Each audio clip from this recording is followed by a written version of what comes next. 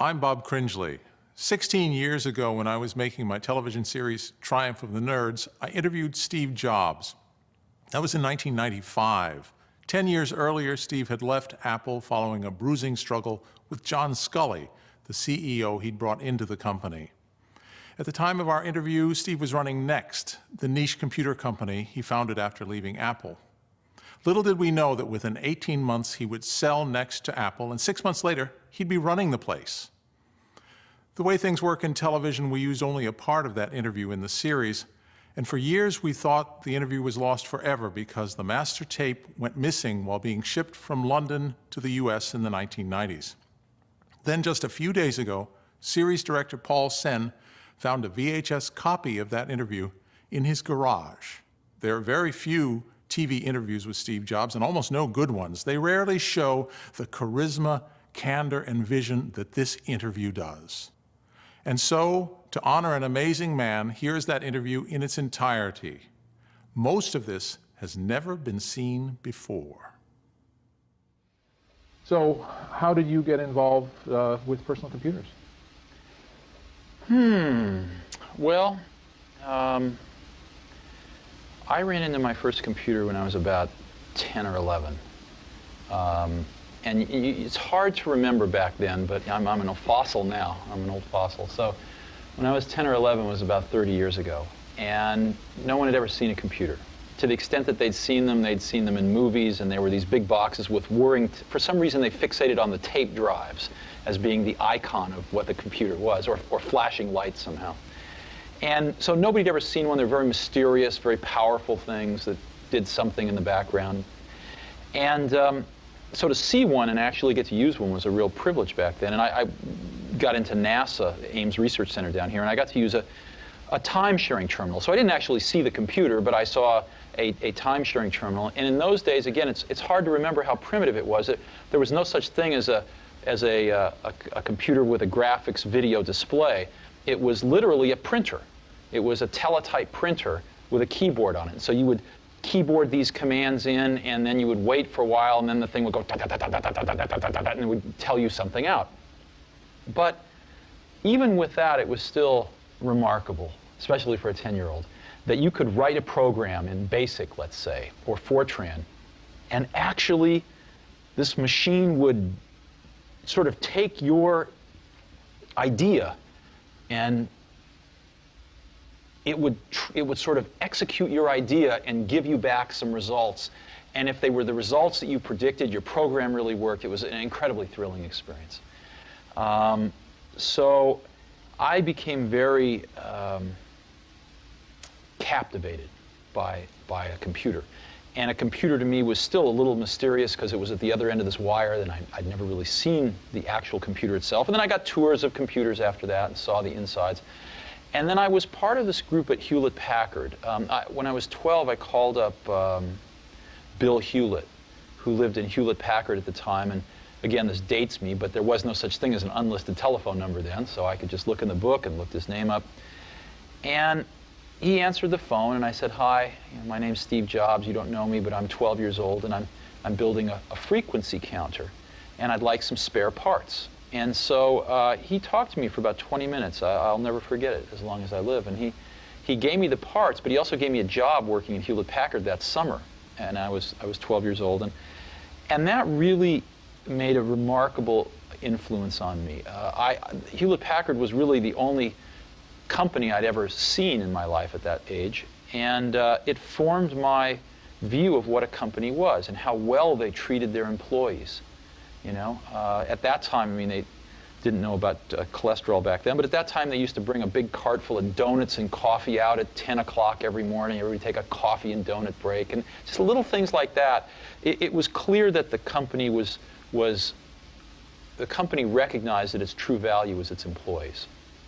So anyway, things led to things with Hewlett-Packard, and I started going up to their Palo Alto research labs every Tuesday night with a small group of people to meet some of their researchers and stuff. And I saw the first desktop computer ever made, which was the Hewlett-Packard 9100. It was about as big as a suitcase, but it actually had a small cathode ray tube display in it. And it was completely self-contained. There was no wire going off behind the curtain somewhere. And I fell in love with it. And you could program it in BASIC and APL. And I would just, for hours, you know, get a ride up to Hewlett-Packard and just hang around that machine and write programs for it. And so that was the early days. And I met Steve Wozniak around that time too, maybe a little earlier, when I was about 14, 15 years old. And we immediately hit it off. He was the first person I'd met that knew more about electronics than I did, and so I liked him a lot. And he was maybe 5 years older than I. He'd gone off to college and gotten kicked out for pulling pranks, and was living with his parents and going to Deanne's of the local junior college. So we became fast friends and started doing projects together. We read about the story in Esquire magazine about this guy named Captain Crunch, who could supposedly make free telephone calls. You've heard about this, I'm sure. And we were captivated. How could anybody do this? And we thought it must be a hoax. And we started looking through the libraries, looking for the secret tones that would allow you to do this. And it turned out we were at Stanford Linear Accelerator Center one night, and way in the bowels of their technical library, way down at the last bookshelf, in the corner bottom rack, we found an AT&T technical journal that laid out the whole thing. And that's another moment I'll never forget. When we saw this journal, we thought, my God, it's all real. And so we set out to build a device to make these tones. And the way it worked was, you know when you make a long-distance call, you used to hear doo-doo-doo-doo-doo-doo, right in the background? They were tones that sounded like the touch tone you could make on your phone, but they were different frequencies, so you couldn't make them.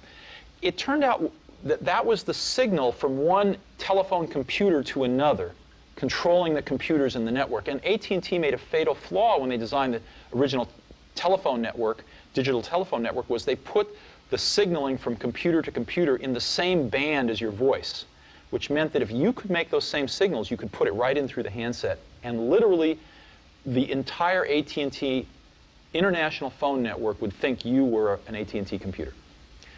So after 3 weeks, we finally built a box like this that worked. And I remember the first call we made was down to LA, so one of Woz's relatives down in Pasadena. We dialed the wrong number. But we woke some guy up in the middle of the night, and we were yelling at him like, don't you understand, we made this call for free? And this person didn't appreciate that. But it was miraculous. And we built these little boxes to do blue boxing, as it was called. And we put a little note in the bottom of them. Our logo was, he's got the whole world in his hands. And they worked. We built the best blue box in the world. It was all digital, no adjustments. And so you could go up to a payphone and you could, you know, take a trunk over to White Plains and then take a satellite over to Europe and then go to Turkey, take a cable back to Atlanta, you know, and you could go around the world. You could go around the world 5 or 6 times because we learned all the codes for how to get on the satellites and stuff. And then you could call the payphone next door, and so you could shout in the phone, and after about a minute, it would come out the other phone. It was miraculous. And you might ask, well, what's so interesting about that? What's so interesting is that we were young, and what we learned was that we could build something ourselves that could control billions of dollars worth of infrastructure in the world. That was what we learned, was that us two, you know, we didn't know much, we could build a little thing that could control a giant thing. And that was an incredible lesson. I don't think there would have ever been an Apple computer had there not been blue boxing. Well, I said you called the Pope.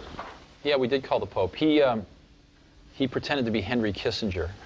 And we got the number of the Vatican, and we called the Pope. And they started waking people up in the hierarchy, you know, I don't know, cardinals and this and that. And they actually sent someone to wake up the Pope.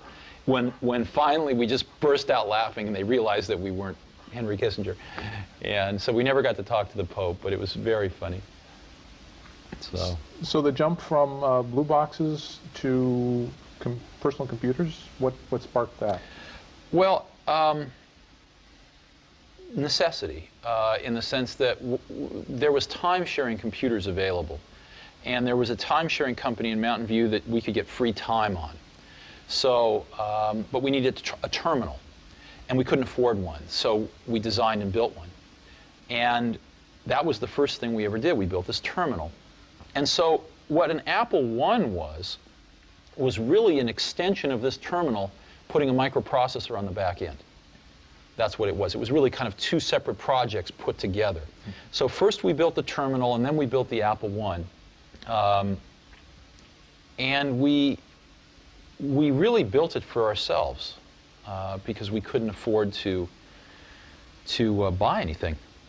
And we'd scavenge parts here and there and stuff. And we build these all by hand. I mean, they'd take, 40 to 80 hours to build one, and then they'd always be breaking because there's all these tiny little wires. And so it turned out a lot of our friends wanted to build them too. And although they could scavenge most of the parts as well, they didn't have the sort of skills to build them that we had acquired by training ourselves through building them.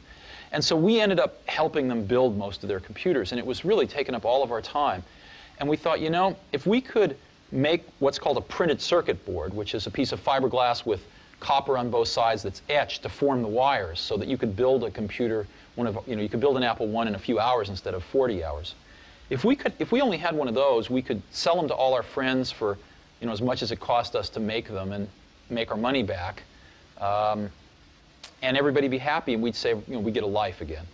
So we did that. I sold my Volkswagen bus, and Steve sold his calculator, and we got enough money to pay a friend of ours to make the artwork to make a printed circuit board. And we made some printed circuit boards, and we sold some to our friends. And I was trying to sell the rest of them so that we could get our microbus and calculator back. And I walked into the first computer store in the world, which was the Byte Shop of Mountain View, I think, on El Camino. It metamorphosized into an adult bookstore a few years later. But at this point, it was the Byte Shop. And the person that ran that, I think his name was Paul Terrell, he said, I'll take 50 of those. I said, this is great. He said, but I want them fully assembled.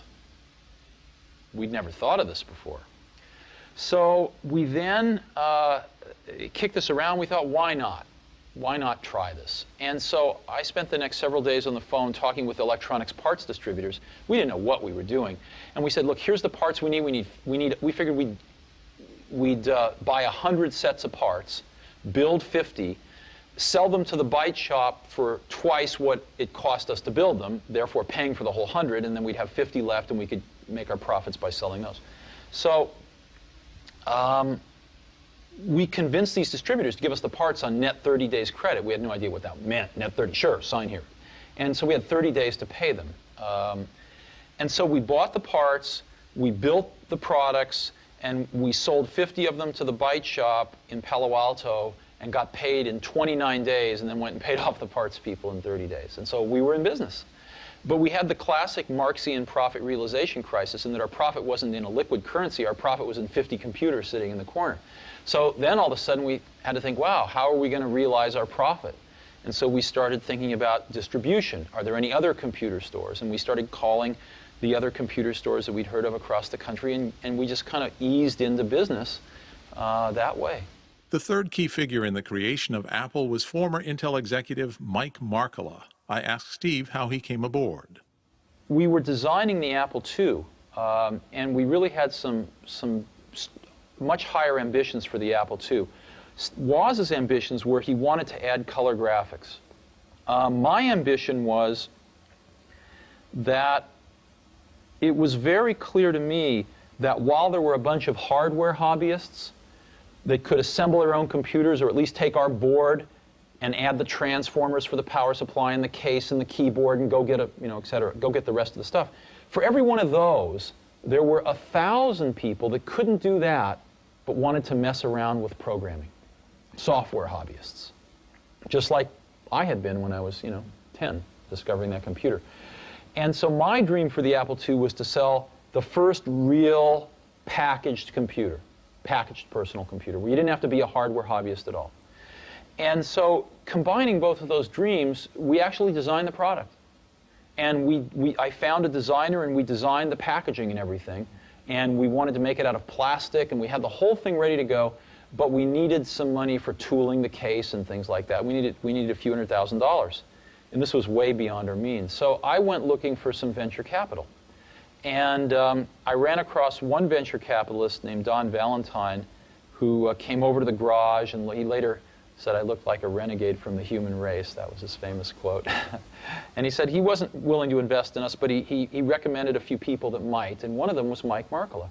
So I called Mike on the phone, and Mike came over, and Mike had retired at about 30 or 31 from Intel. He was a product manager there and gotten a little bit of stock, and made like $1 million on stock options, which at that time was quite a lot of money. And he'd been investing in oil and gas deals and kind of staying home and doing that sort of thing. And he, I think, was kind of antsy to get back into something. And Mike and I hit it off very well. And so Mike said, okay, I'll invest after a few weeks. And I said, no, we don't want your money. We want you. So we convinced Mike to actually throw in with us as an equal partner. And so Mike put in some money, and Mike put in himself. And the three of us went off, and we took this design that was virtually done with the Apple II and tooled it up and announced it a few months later at the West Coast Computer Fair. What was that like? It was great. We got the best. I mean, the West Coast Computer Fair was small at that time, but to us it was very large. And so we had this fantastic booth there. We had a projection television showing the Apple II and showing its graphics, which today look very crude, but at that time were by far the most advanced graphics on a personal computer. And I think, my recollection is we stole the show. And a lot of dealers and distributors started lining up, and we were off and running. How old were you? 21. 21. Yeah. You're 21. You're a big success. You just sort of done it by the seat of your pants. You don't have any particular training in this. How do you learn to run a company?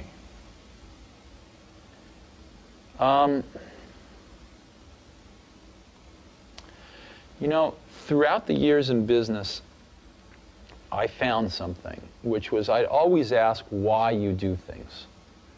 And the answers you invariably get are, oh, that's just the way it's done.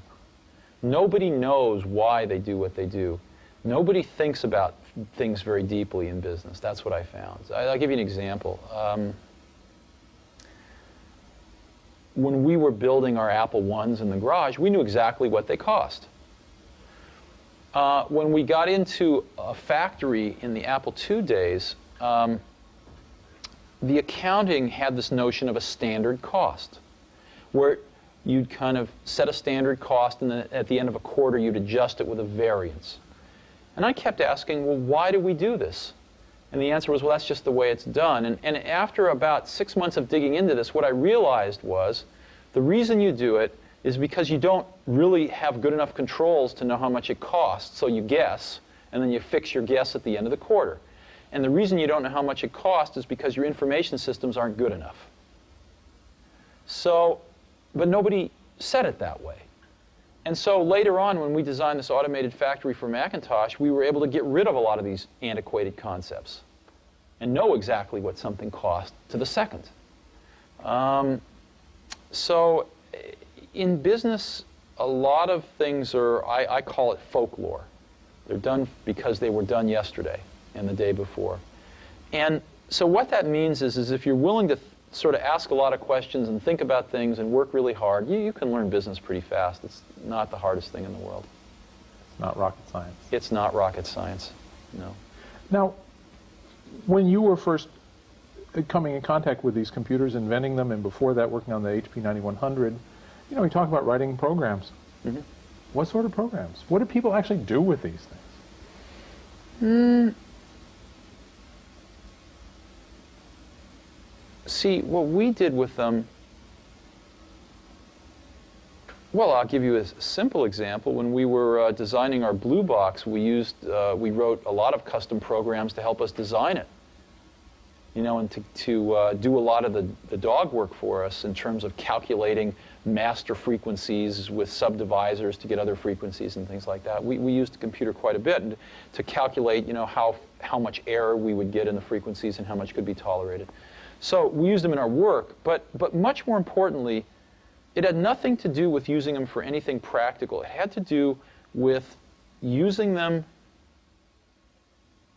to be a mirror of your thought process, to actually learn how to think. In other words, I think the greatest value of learning how to, I think everybody in this country should learn how to program a computer, should learn a computer language, because it teaches you how to think. It's like going to law school. I don't think anybody should be a lawyer, but I think going to law school would actually be useful because it teaches you how to think in a certain way, in the same way that computer programming teaches you in a slightly different way how to think. And so I view computer science as a liberal art.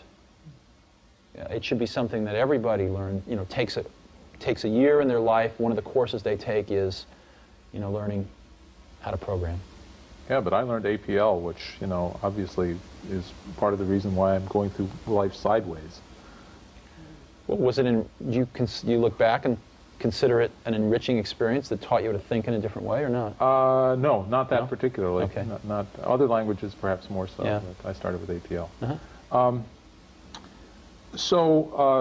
I mean, obviously, the Apple II was a terrific success. Yeah. Just incredibly so, and the company grew like topsy, and eventually went public, and you guys got really rich.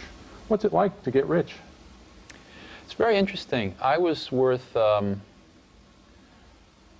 about over $1 million when I was 23, and over $10 million when I was 24, and over $100 million when I was 25. And it wasn't that important because I never did it for the money.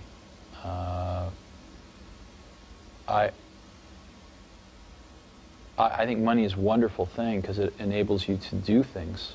It enables you to invest in ideas that don't have a short-term payback and things like that. But especially at that point in my life, it was not the most important thing. The most important thing was the company, the people, the products we were making, what we were going to enable people to do with these products. So I didn't think about it a great deal. You know, I never sold any stock, and just really believed that the company would do very well over the long term. Central to the development of the personal computer was the pioneering work being done at Xerox's Palo Alto Research Center, which Steve first visited in 1979. I had 3 or 4 people who kept bugging me that I ought to get my rear over to Xerox PARC and see what they were doing. And so I finally did. I went over there, and they were very kind, and they showed me what they were working on. And they showed me really 3 things. But I was so blinded by the first one that I didn't even really see the other 2. One of the things they showed me was object-oriented programming. They showed me that, but I didn't even see that. The other one they showed me was really a networked computer system. They had over 100 Alto computers, all networked, using email, et cetera, et cetera. I didn't even see that. I was so blinded by the first thing they showed me, which was the graphical user interface. I thought it was the best thing I had ever seen in my life. Now, remember, it was very flawed. What we saw was incomplete. They'd done a bunch of things wrong, but we didn't know that at the time. It's still, though, they had the germ of the idea was there, and they'd done it very well. And within, 10 minutes, it was obvious to me that all computers would work like this someday. It was obvious. I mean, you could argue about how many years it would take. You could argue about who the winners and losers might be, but you couldn't argue about the inevitability of it. It was so obvious. You would have felt the same way had you been there. You know, those are the exact words that Paul Allen used. Yeah. It's really interesting. Yeah, it was obvious. But there were two visits. You saw it, then you brought some people back with you? Yeah. And what happened the next time? They made you cool your heels for a while. No. No? Well, Adele Goldberg says otherwise. What do you mean? Well, she did the demo when Right. the group came back, and she said that she argued against doing it for 3 hours. And they took you other places and showed you other things while she was arguing. You mean they were reluctant to show us the demo? She was. Oh, yeah. Okay. Oh, I have no idea. Oh, okay. Yeah, I don't remember that. No, I thought you meant something else. So they were very skillful. Yeah. But they did show us. Yeah. So, and it's good that they showed us because the technology crashed and burned at Xerox. And they used to call the, what's that? No, I was just... Why? Yeah, why? Oh, I actually thought a lot about that, and I learned more about that with John Scully later on, and I think I understand it now pretty well. What happens is, like with John Scully, John came from PepsiCo, and they at most would change their product, once every 10 years. I mean, to them, a new product was like a new size bottle, right? So if you were a product person, you couldn't change the course of that company very much. So who influenced the success of PepsiCo? The sales and marketing people. Therefore, they were the ones that got promoted, and therefore they were the ones that ran the company. Well, for PepsiCo, that might have been okay, but it turns out the same thing can happen in technology companies that get monopolies, like, IBM and Xerox. If you were a product person at IBM or Xerox, so you make a better copy or a better computer. So what? When you have a monopoly market share, the company's not any more successful. So the people that can make the company more successful are sales and marketing people. And they end up running the companies. And the product people get driven out of the decision-making forums. And the companies forget what it means to make great products.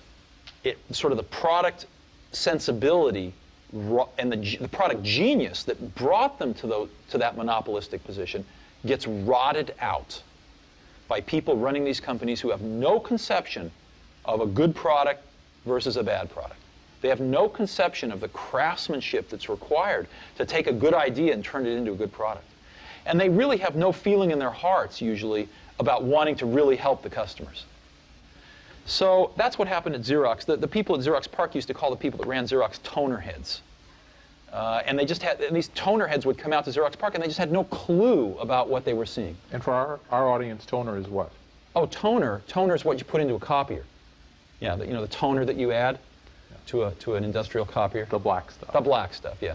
So basically they were copier heads that just had no clue about a computer or what it could do. And so they just grabbed defeat from the greatest victory in the computer industry. Xerox could have owned the entire computer industry today. Could have been, a company 10 times its size. Could have been IBM. Could have been the IBM of the 90s. Could have been the Microsoft of the 90s. So, but anyway, that's all ancient history. It doesn't really matter anymore. Sure. You mentioned IBM. When IBM entered the market, was that a daunting thing for you at Apple? Oh, sure. I mean, here was Apple, a $1 billion company, and here was IBM at that time, probably about a 30-some-odd billion-dollar company entering the market. Sure it was. It was very scary. We made a very big mistake, though. IBM's first product was terrible. It was really bad. And we made a mistake of not realizing that a lot of other people had a very strong vested interest in helping IBM make it better. So if it had just been up to IBM, they would have crashed and burned. But IBM did have, I think, a genius in their approach, which was to have a lot of other people have a vested interest in their success. And that's what saved them in the end. So you came back from visiting Xerox PARC with a vision. Mm-hmm. And how did you implement the vision? Well, I got our best people together and started to get them working on this. The problem was that we'd hired a bunch of people from Hewlett-Packard. And they didn't get this idea. They didn't get it. I remember having dramatic arguments with some of these people who thought the coolest thing in user interface was soft keys at the bottom of a screen, They had no concept of proportionally spaced fonts, no concept of a mouse. Matter of fact, I remember arguing with these folks, people screaming at me that it would take us 5 years to engineer a mouse and it would cost $300 to build. And I finally got fed up. I just went outside and found David Kelly Design and asked him to design me a mouse. And in 90 days, we had a mouse we could build for 15 bucks that was phenomenally reliable. So I found that, in a way, Apple Apple did not have the caliber of people that was necessary to seize this idea in many ways. And there was a core team that did, but there was a larger team that mostly had come from Hewlett-Packard that didn't have a clue. Well, it becomes this issue of professionalism. There's a dark side and a light side to it, isn't there? Well, no, you know what it is? No, it's not dark and light. It's that people get confused. Companies get confused. When they start getting bigger, they want to replicate their initial success. And a lot of them think, well, somehow there's some magic in the process of how that success was created. So they start to try to institutionalize process across the company. And before very long, people get very confused that the process is the content. And that's ultimately the downfall of IBM. IBM has the best process people in the world. They just forgot about the content. And that's what happened a little bit at Apple, too. We had a lot of people who were great at management process. They just didn't have a clue as to the content. And in my career, I found that the best people, you know, are the ones that really understand the content, and they're a pain in the butt to manage, you know. But you put up with it because they're so great at the content. And that's what makes great products. It's not process, it's content. So we had a little bit of that problem at Apple. And that problem eventually resulted in the Lisa, which had its moments of brilliance. In a way, it was very far ahead of its time. But there wasn't enough fundamental content understanding. Apple drifted too far away from its roots. To these Hewlett-Packard guys, $10,000 was cheap. To our market, to our distribution channels, $10,000 was impossible. So we produced a product that was a complete mismatch for the culture of our company, for the image of our company, for the distribution channels of our company, for our current customers. None of them could afford a product like that. And it failed. Now you and John Couch fought for leadership of the Lisa. Absolutely, and I lost. That's correct. How did that come about? Well, I thought Lisa was in serious trouble. I thought Lisa was going off in this very bad direction, as I've just described. And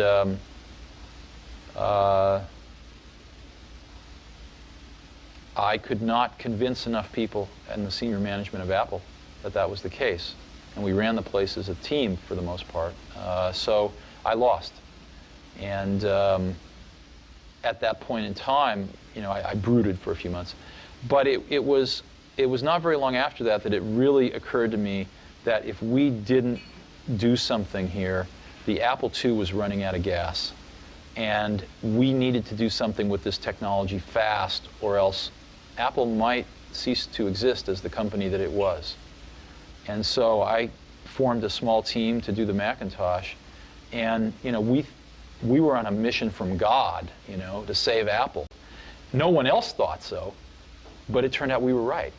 And as we evolved the Mac, it became very clear that this was also a way of reinventing Apple. We reinvented everything. We reinvented manufacturing.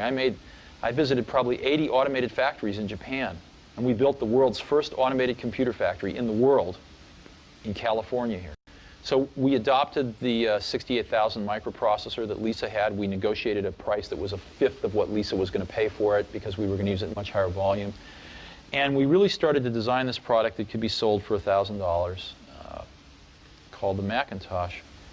And we didn't make it. We could have sold it at $2,000, although we came out at $2,500. And you know, we spent 4 years of our life doing that. We built the product. We built the automated factory, the machine to build the machine. We built a completely new distribution system. We built a completely different marketing approach. And you know, I think it worked pretty well. Now, you motivated this team. I mean, you had to guide them. We had to build the team. Yeah, we build a team, motivate it, guide them, deal with them. You know, we've interviewed just lots and lots of people from the Macintosh team. Good. And you know, what it keeps coming down to is your passion, your vision, and you know, how do you order your priorities in there? What's important to you in the development of a product?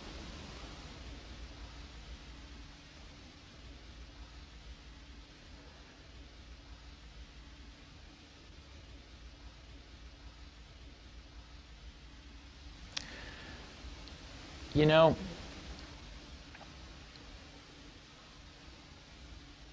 one of the things that really hurt Apple was after I left, John Sculley got a very serious disease. And that disease, I've seen other people get it too. It's the disease of thinking that a really great idea is 90% of the work. And that if you just tell all these other people, you know, here's this great idea, then of course they can go off and make it happen. And the problem with that is that there's just a tremendous amount of craftsmanship in between a great idea and a great product. And as you evolve that great idea, it changes and grows. It never comes out like it starts, because you learn a lot more as you get into the subtleties of it. And you also find there's tremendous trade-offs that you have to make. I mean, you know, there are just certain things you can't make electrons do. There are certain things you can't make plastic do or glass do. And as you get into, or factories do, or robots do. And as you get into all these things, designing a product is keeping 5,000 things in your brain, these concepts, and fitting them all together in kind of continuing to push to fit them together in new and different ways to get what you want. And every day you discover something new that is a new problem or a new opportunity to fit these things together a little differently. And it's that process that is the magic. And so we had a lot of great ideas when we started, but what I've always felt that a team of people doing something they really believe in is like when I was a young kid, there was a widowed man that lived up the street, and he was in his 80s. He's a little scary looking, and I got to know him a little bit. I think he might have paid me to mow his lawn or something. And one day he said, "Come on into my garage, I want to show you something." And he pulled out this dusty old rock tumbler. And it was a motor and a coffee can and a little, you know, band between them. And he said, "Come on with me." We went out to the back and we got just some rocks, some regular old ugly rocks. And we put them in the can with a little bit of liquid and a little bit of grit powder. And we closed the can up, and he turned this motor on. He said, "Come back tomorrow." And his can was making a racket as the stones went around. And I came back the next day, and we opened the can, and we took out these amazingly beautiful polished rocks. The same common stones that had gone in through rubbing against each other like this, creating a little bit of friction, creating a little bit of noise, had come out these beautiful polished rocks. And that's always been, in my mind, my metaphor for a team working really hard on something they're passionate about, is that it's through the team, through that group of incredibly talented people, bumping up against each other, having arguments, having fights sometimes, making some noise, and working together, they polish each other. And they polish the ideas, and what comes out are these really beautiful stones. Yeah. So it's hard to explain, and it's certainly not the result of one person. I mean, people like symbols, so I'm the symbol of certain things, but it really was a team effort on the Mac. Now, in my life, I observed something fairly early on at Apple, which I didn't know how to explain it then, but I've thought a lot about it since. Most things in life, the dynamic range between average and the best is at most 2 to 1.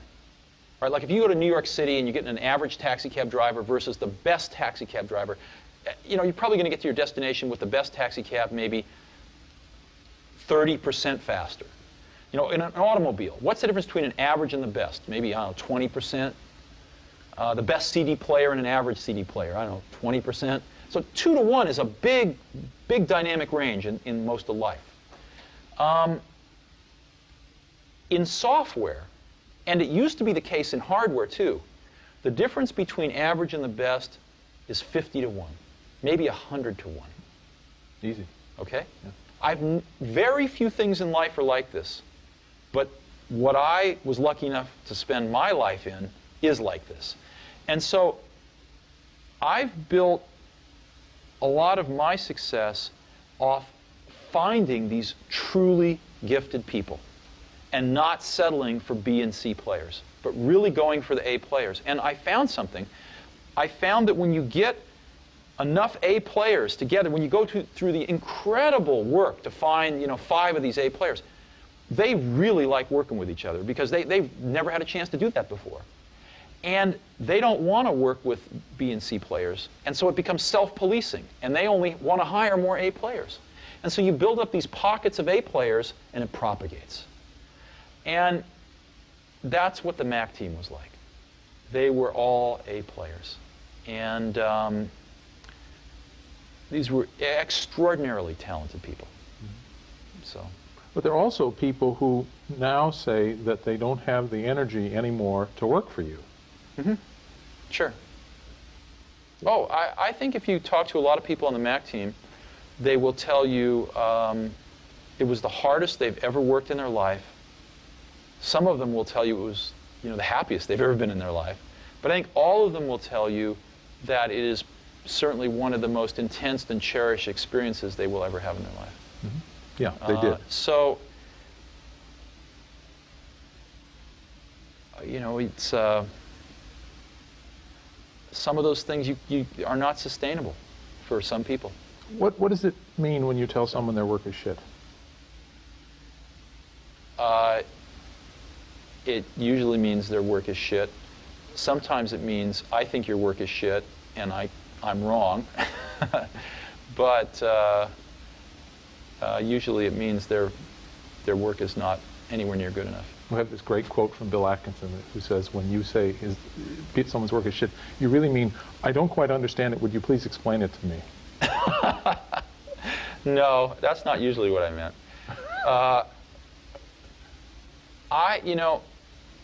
When you get really good people, they know they're really good, and you don't have to baby people's egos so much. And what really matters is the work. And everybody knows that. That's all that matters is the work. So people are being counted on to do specific pieces of the puzzle. And the most important thing I think you can do for somebody who's really good and who's really being counted on is to point out to them when their work isn't good enough.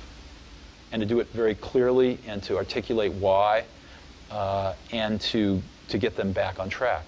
And you need to do that in a way that does not call into question your confidence in their abilities, but leaves not too much room for interpretation that it's the work that they have done for this particular thing is not good enough to support the goal of the team. And that's a hard thing to do. And I've always taken a very direct approach. So, and I think if you talk to people that have worked with me, the really good people have found it beneficial. Some people have hated it, But, and I'm also one of these people that I don't really care about being right, I just care about success. So you'll find a lot of people that will tell you that I had a very strong opinion, and they, presented evidence to the contrary, and 5 minutes later I completely changed my mind. Because I'm like that. I don't mind being wrong. And I'll admit that I'm wrong a lot. It doesn't really matter to me too much. What matters to me is that we do the right thing. So how and why did Apple get into desktop publishing, which would become the Mac's killer app? I don't know if you know this, but we got the first Canon laser printer engine shipped in the United States at Apple. And we had it hooked up to a Lisa actually imaging pages before anybody. Before HP, long before Adobe. But I heard a few times people would tell me, hey, there's these guys over in this garage that left Xerox PARC, you ought to go see them. And I finally went and saw them, and I saw what they were doing, and it was better than what we were doing. And they were going to be a hardware company. They wanted to make printers and the whole thing. And so what I talked them into being a software company. And we, within 2 or 3 weeks, we had canceled our internal project. A bunch of people wanted to kill me over this, but we did it. And I had cut a deal with Adobe to use their software, and we bought 19.9% of Adobe at Apple. They needed some financing. We wanted a little bit of control. And we were off to the races. And so we got the engines from Canon. We designed the first laser printer controller at Apple. And we got the software from Adobe, and we introduced the laser writer. And no one at the company wanted to do it but a few of us in the Mac group. Everybody thought a $7,000 printer was crazy. What they didn't understand was you could share it with Apple Talk. I mean, they understood it intellectually, but they didn't understand it viscerally, because the last really expensive thing we tried to sell was Lisa. So we pushed this thing through, and I had to basically do it over a few dead bodies, but we pushed this thing through, and it was the first laser printer on the market, as you know. And you know, the rest is history. When I left Apple, Apple was the largest printer company measured by revenue in the world. Wow. It lost that distinction to Hewlett-Packard about 3-4 years after I left, unfortunately. But when I left, it was the largest printer company in the world. Did you envision desktop publishing? Was that a no-brainer? You know,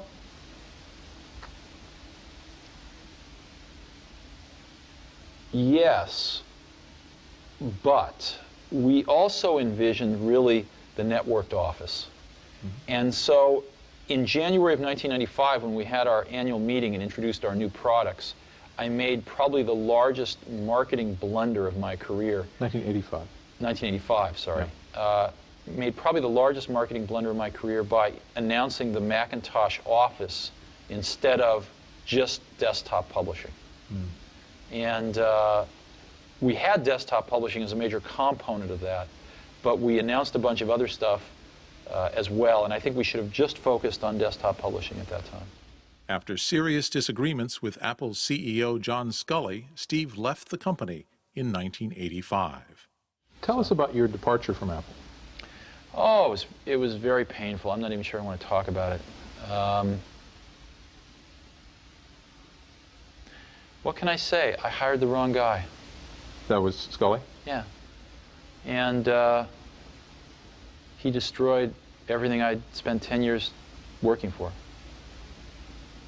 Starting with me, but that wasn't the saddest part. I would have gladly left Apple if Apple would have turned out like I'd wanted it to. He basically got on a rocket ship that was about to leave the pad, and the rocket ship left the pad, and it kind of went to his head. He got confused and thought that he built the rocket ship. And then he kind of sort of changed the trajectory so that it was inevitably going to crash into the ground. Well, it was always in the pre-Macintosh days and the early Macintosh days, it was always the Steve and John show. You know, you two were kind of joined at the hip for a while there. And then something happened to split you. What was that? That's correct. What was that catalyst? What happened was that the industry went into a recession in late 1984. Sales started seriously contracting. And John didn't know what to do. He had not a clue. And there was a leadership vacuum at the top of Apple. There were fairly strong general managers running the divisions. I was running the Macintosh division. Somebody else was running the Apple II division, etc. There were some problems with some of the divisions. There was a person running the storage division that was completely out to lunch, and a bunch of things that needed to be changed. But all of those problems got put in a pressure cooker because of this contraction in the marketplace. And there was no leadership. And John was in a situation where the board was not happy and where he was probably not long for the company. And one thing I did not ever see about John until that time was he had an incredible survival instinct. Somebody once told me, this guy didn't get to be this, the president of PepsiCo without these kinds of instincts. And it was true. And John decided that a really good person to be the root of all these problems would be me. And so we came to loggerheads. And John had cultivated a very close relationship with the board. And they believed him. So that's what happened. So there were competing visions for the company. Oh, clearly. And Well, not so much competing visions for the company, because I don't think John had a vision for the company. well, I guess I'm asking, what was your vision that Yeah. that lost out in this instance? It wasn't an issue of vision. It was an issue of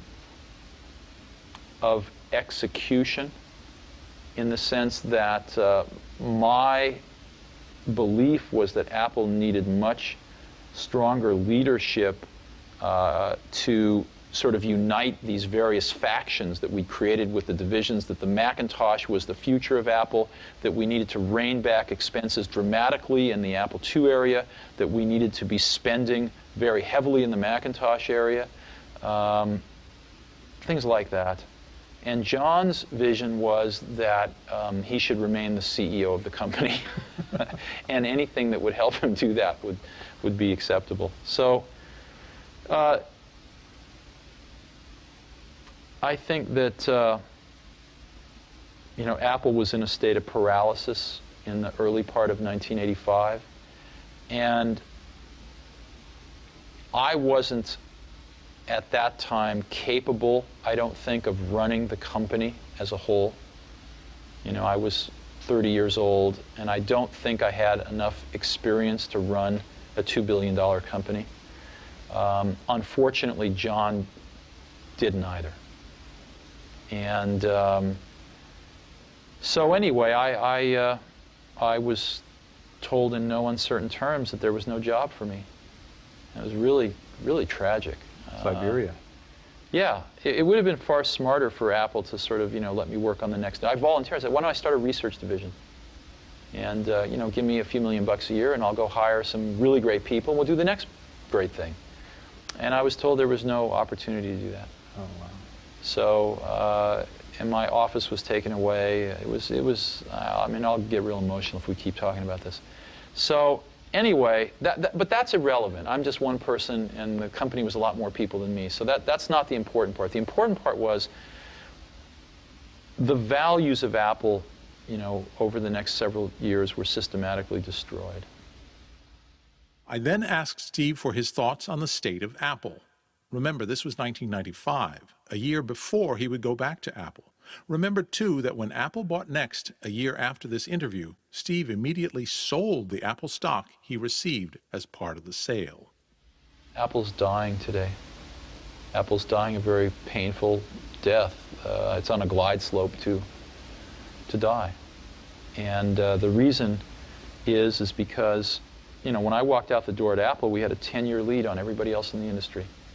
Macintosh was 10 years ahead. We watched Microsoft take 10 years to catch up with it. Well, the reason that they could catch up with it was because Apple stood still. I mean, the Macintosh that's shipping today is like, 25% different than the day I left. They've spent hundreds of millions of dollars a year on R&D. I mean, a total of probably $5 billion on R&D. What did they get for it? I don't know. But it was what happened was the understanding of how to move these things forward and how to create these new products somehow evaporated. And I think a lot of the good people stuck around for a while, but there wasn't an opportunity to get together and do this because there wasn't any leadership to do that. So what's happened with Apple now is that they've fallen behind in many respects, certainly in market share. And most importantly, their differentiation has been eroded by Microsoft. And so what they have now is they have their installed base, which is not growing and which is shrinking slowly, but will provide a good revenue stream for several years. But it's a glide slope that's just going to go like this. Yeah. So it's unfortunate. And I don't really think it's reversible at this point in time. Neither do I. What about Microsoft? I mean, that's the juggernaut now, right? And it's it's a kind of a Ford LTD going into the future. It's definitely not a Cadillac. It's not a BMW. It's just what's going on there? How do those guys do that? Well, Microsoft's Orbit was made possible by a Saturn V booster called IBM. And I know Bill would get upset with me for saying this, but of course it was true. And much to Bill and Microsoft's credit, they used that fantastic opportunity to create more opportunity for themselves. Most people don't remember, but until 1984 with the Mac, Microsoft was not in the applications business. It was dominated by Lotus. And Microsoft took a big gamble to write for the Mac. And they came out with applications that were terrible. But they kept at it, and they made them better, and eventually they dominated the Macintosh application market, and then used a springboard of Windows to get into the PC market with those same applications. And now they dominate the applications in the PC space too. So they have two characteristics. I think they're very strong opportunists, and I don't mean that in a bad way. And two, they're like the Japanese. They just keep on coming. Now, they were able to do that because of the revenue stream from the IBM deal. But nonetheless, they made the most of it, and I give them a lot of credit for that. The only problem with Microsoft is they just have no taste. They have absolutely no taste, and what that means is, I don't mean that in a small way, I mean that in a big way, in the sense that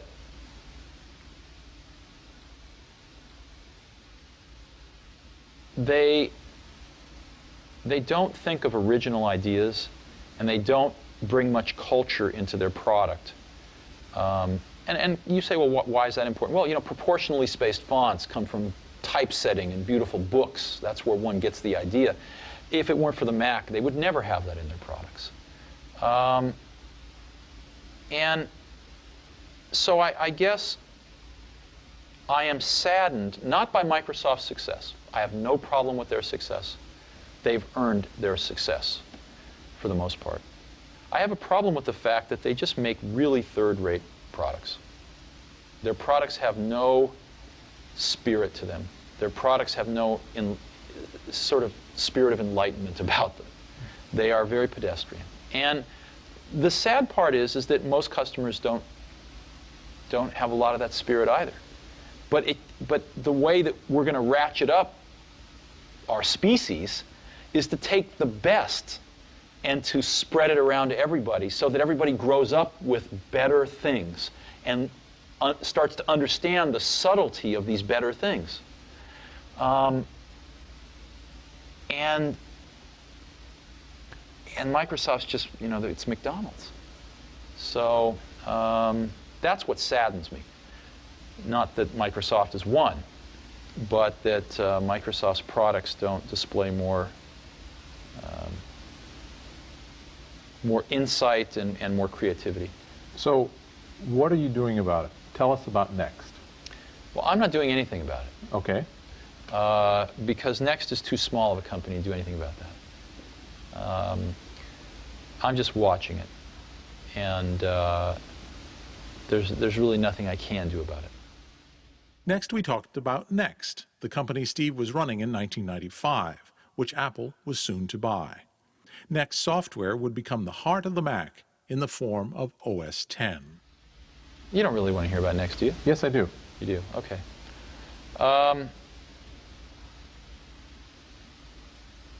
Well, maybe the best thing, since we don't have much time, is I can just tell you what Next is today, rather than the whole history. Fine. There hasn't been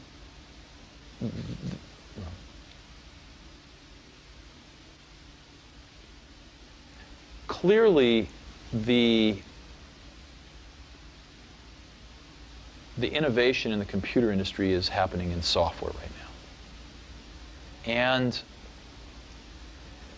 there hasn't been a revolution in how we create software in a long, sorry. The innovation in the industry is in software, and there hasn't ever been a real revolution in how we created software, certainly not in the last 20 years. As a matter of fact, it's gotten worse. While the Macintosh was a revolution for the end user to make it easier to use, it was the opposite for the developer. The developer paid the price, and software got much more complicated to write as it became easier to use for the end user. So, software is infiltrating everything we do these days. in businesses, software is one of the most potent competitive weapons. I mean, the most successful business war was friends and family, MCI's friends and family, in the last 10 years. And what was that? It was a brilliant idea, and it was custom billing software. AT&T didn't respond for 18 months, yielding billions of dollars worth of market share to MCI, not because they were stupid, but because they couldn't get the billing software done. So in ways like that, and in smaller ways, software is becoming an incredible force in this world.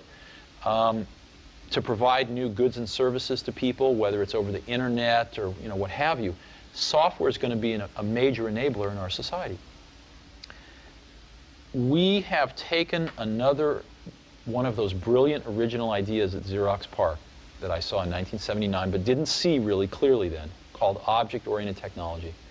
And we have perfected it and commercialized it here and become the biggest supplier of it to the market.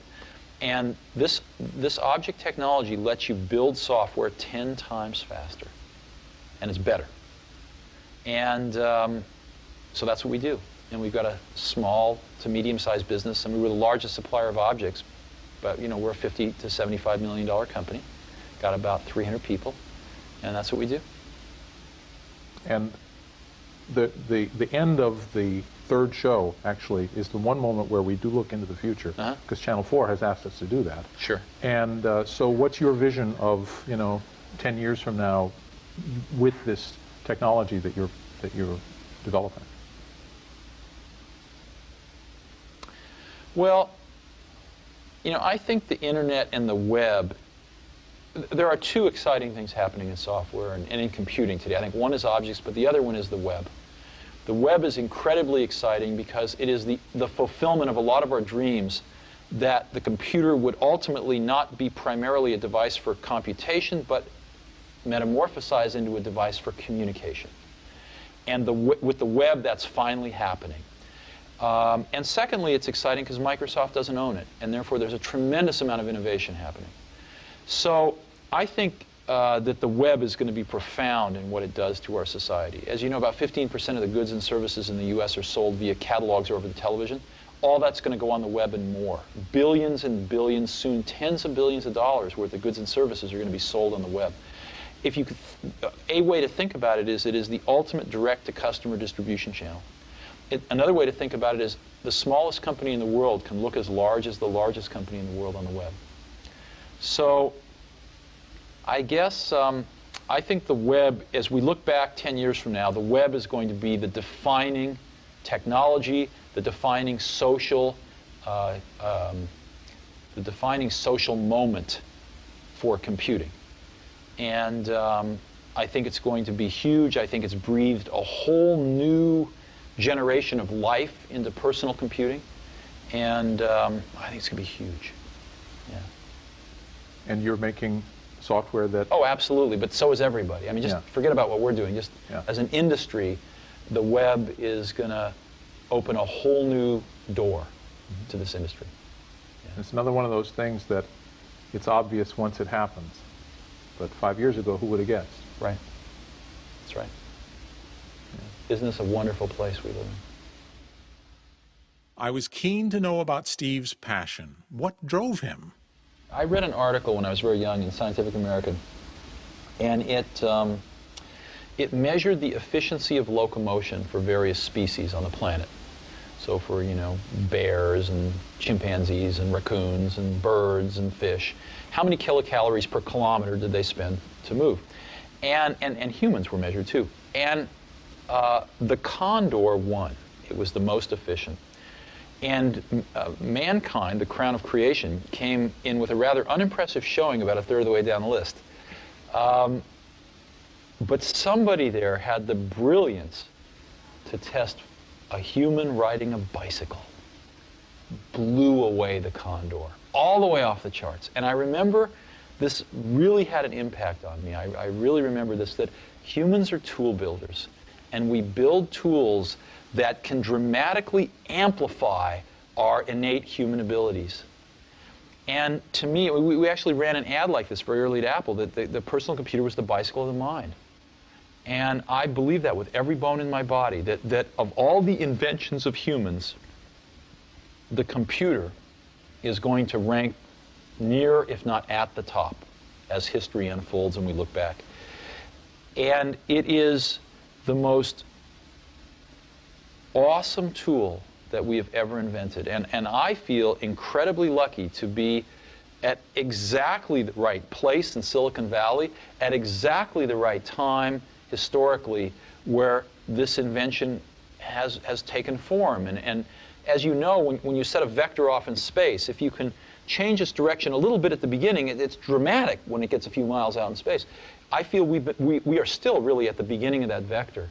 And if we can nudge it in the right directions, it will be a much better thing as it progresses on. And I look, you know, I think we've had a chance to do that a few times. And it brings, I think, all of us associated with it tremendous satisfaction. But how do you know what's the right direction?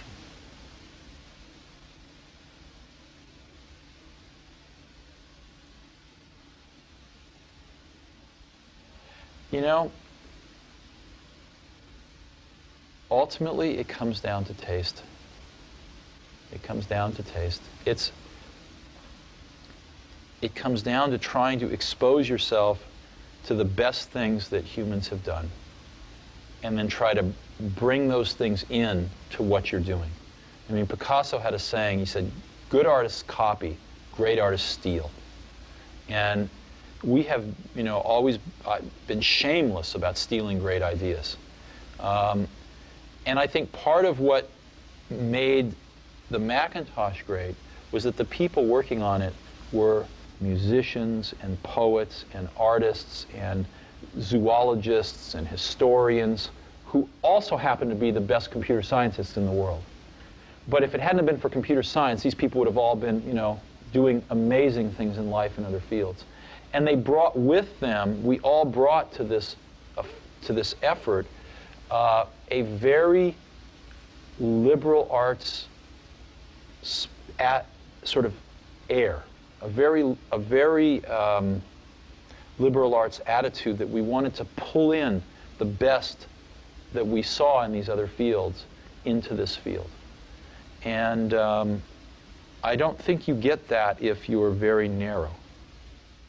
One of the questions I asked everyone in the series was, are you a hippie or a nerd? Oh, if I had to pick one of those two, I'm clearly a hippie. Yeah. Yeah. Okay, that in 30 and seconds. All the people I work with were clearly in that category too. Really? Yeah. Yeah. Yeah, why? I mean, is it you seek out hippies, or they are attracted to you? Well, ask yourself, what is a hippie? I mean, this is an old word that has a lot of connotations, but to me, you know, because I grew up, I mean, remember that the 60s happened in the early 70s, right? So we have to remember that. And that's sort of when I came of age. So I saw a lot of this. And, you know, a lot of it happened right in our backyard here. So to me, the spark of that was that there was something beyond sort of what you see every day. There's something going on here in life beyond just a job and a family and 2 cars in the garage and a career. There's something more going on. There's another side of the coin that we don't talk about much, and we experience it when there's gaps, when we kind of just aren't really, when everything's not ordered and perfect, when there's kind of a gap, you experience this inrush of something. And a lot of people have set off throughout history to find out what that was. You know, whether it's Thoreau or whether it's, you know, some Indian mystics or whoever it might be. And the hippie movement got a little bit of that, and they wanted to find out what that was about. And that life wasn't about what they saw their parents doing. And of course the pendulum swung too far the other way and it was crazy, but there was a germ of something there. And it's the same thing that causes people to want to be poets instead of bankers, you know? And I think that's a wonderful thing. And I think that that same spirit can be put into products. And those products can be manufactured and given to people, and they can sense that spirit. I mean, if you talk to people that use the Macintosh, they love it. mean, you don't hear people loving products very often, you know, really. But you could feel it in there. There was something really wonderful there. So I don't think that most of the really best people that I've worked with have worked with computers for the sake of working with computers. They've worked with computers because they are the medium that is best capable of transmitting some feeling that you have, that you want to share with other people. Does that make any sense to you? Oh, yeah. And, you know, before they invented these things, all these people would have done other things. But computers were invented, and they did come along, and all these people did get interested in school or before school, and said, hey, this is the medium that I think I can say something in. Mm-hmm. You know?